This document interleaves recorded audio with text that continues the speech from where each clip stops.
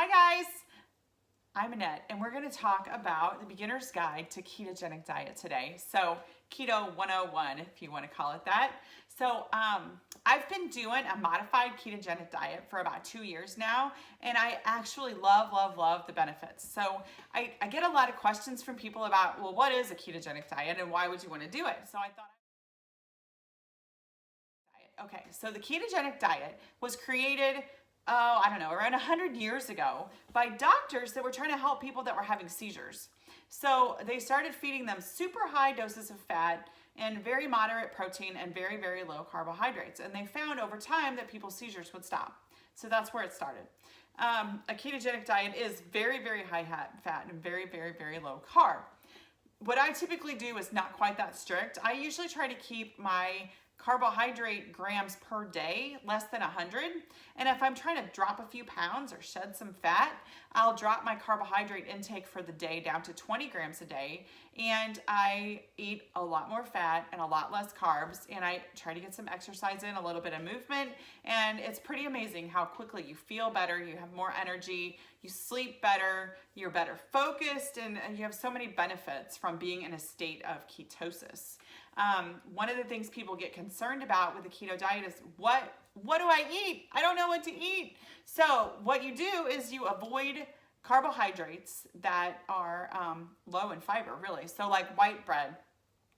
Even wheat bread isn't really a great idea. You want to keep your low carbs. So you avoid breads and pastas. You can always use like spiral zucchini for pasta, or slice your zucchini lengthwise and use it like lasagna noodles, and it works very well. We've done it in our home several times and it's always worked out very well. People are shocked at how good it is. But breads and pastas, cereals, granola bars, yogurt, all of those things are just packed with sugar and grains and carbohydrates. You want to avoid packaged foods. You want to avoid foods that are laden with toxins and things like Splenda, or any sugar that ends in ose, like dextrose, sucralose, fructose. All of those OSE endings mean sugar. And most sugars are not good for you because they raise your insulin levels. And they're finding now with scientific research that raising your insulin levels is actually bad for you. It causes more inflammation, it causes more stress on your body, and it actually causes you to store more fat. So if you're trying not to store fat, the only way to really be effective at that is to stop raising your insulin. And the best way to do that is to eat more fat, eat less carbs, eat a moderate number of protein grams per day. So you're looking for nutrient-rich foods. And what are nutrient-rich foods?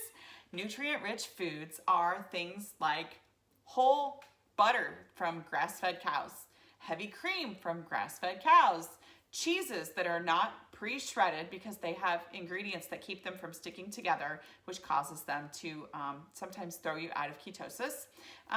Things like ribeyes, pork, bacon, chicken with the skin on. You can eat those fats. You got to break that cycle of the no-fat diet. That no-fat diet was a mistake. It was a sham. It was incorrect, and it's been utilized for the last 50 or 60 years, and all that's happened is people have gotten sicker instead of healthier.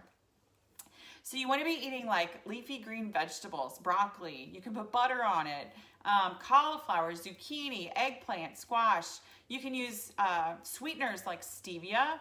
You can use Swerve. Some people don't care for Swerve because they say that it's used from GMO corn. I haven't researched that, so I don't know the answer to that. Truvia, those kinds of things. You want to use things like sea salt, Himalayan sea salt, Celtic sea salt. You need those minerals that come in that salt. Throw away the table salt, that iodized salt, or the white sea salt that you bought that just said sea salt. That's not sea salt. That's processed salt labeled sea salt. You need salt that's dirty looking. It's got to be pink or gray or some other color, and it needs to dissolve in water. Your body has to be able to break it down in order to be able to use it. But sea salt has an amazing amount of electrolytes and minerals in it that are super good for your body. So you want to add those. And you also want to make sure that you're eating your vegetables that are above ground vegetables. So leafy greens, avoid root vegetables as much as possible. And I like to see people do about half of their plate in vegetables, about a quarter of their plate in meat, and then some berries or things like that, and like 10% fat on their plate. I have a graph of that I can show you, I can send to you if you ask me for it. I'll be happy to do that. You want to drink about half of your body weight in water a day in ounces, up to 100 ounces. So if you weigh 200 pounds, you want to drink 100 ounces of water a day. I just did that for easy math. But don't go over 100 ounces a day because it's more than your body can really deal with. But along with that, you need to make sure you're getting electrolytes. So you can put a little bit of sea salt in your water. You can put electrolytes in your water. You can buy electrolytes. I have one that I really, really like. A lot of my friends use it. If you ask me, I can give you the link. Actually, I'll drop it below so you can find out about that. And let's see, you want to make sure that you're eating less than 20 grams a day of carbs if you're trying to lose weight. But if you're not trying to lose weight, bump it up a little bit. Give yourself a little bit of leeway because you need those vegetables and fruits because they have nutrition in them. You need nutrition-rich food, nutrient-rich foods. So you want, those are foods like avocados that have a high mineral, high nutrient high nutrient count, but they actually are lower in calories. And calories do still count. I know a lot of people think that calories don't count if you're on a ketogenic diet, but calories do count. You can actually eat too much fat and not be able to lose inches or weight if you're eating improperly. So it's not like a license to go hog wild. It's still a lifestyle, and it's still a lifestyle that requires you to pay attention to what you're doing, but it's not as strict as you would think, and it's not near as hard to follow as you would think because fat makes you happy. Happy. When I eat fat, I'm satiated, which means I'm full. I can go for a much longer time without needing something to eat. If I ate carbs like pasta or even Chinese food, like what happens when you go and eat Chinese food? You end up starving like an hour later, even though you were so full you could barely walk when you finished it. So don't get hangry because you're eating carbs. Feel full and happy when you eat fat. That's just like my way of explaining that. So you need to clean out your pantry. You need to get rid of those foods that come in packages and boxes. You need to eat food that is in its natural state, as close to nature as you can possibly get it. That way you're not hungry. You don't feel deprived. You're getting a great balance of fat and vegetables and meats, and your body will be healthy. And you'll naturally start to lose weight on its own because you'll be losing those calories throughout the day because you won't be eating as much. You won't be going back to the refrigerator over and over and over and get that food. So if you're interested in getting macros, I know a lot of people talk about macros, they talk about micros, and I don't really use a macro calculator, but if you want to, there are lots of them out there. They're in the App Store. I've heard there's one called Carb Manager. There's one that comes on your Apple phone. Gosh, I cannot think of the name of it right now. MyFitnessPal. I think there's one called Carb Mama. There's several different ones that you can use. I also have a thing on my website that can break down how many calories you need. If you want to go there, it's askdrannette.com. You can check that out. Just look for the calculator. And I also recommend that if you're trying to get into a state of ketosis and you're a new beginner and you've not done it before, one really great way to get into a state of ketosis quickly without having to go through the symptoms of the keto flu that a lot of people talk about is get you some exogenous ketones. I do have samples available.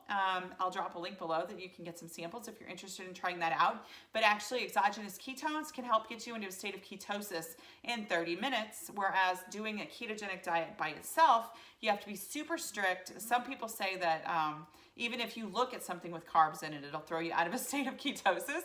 But you really want to be, if you're going to be effective using a ketogenic diet or lifestyle, you have to be super, super, super strict.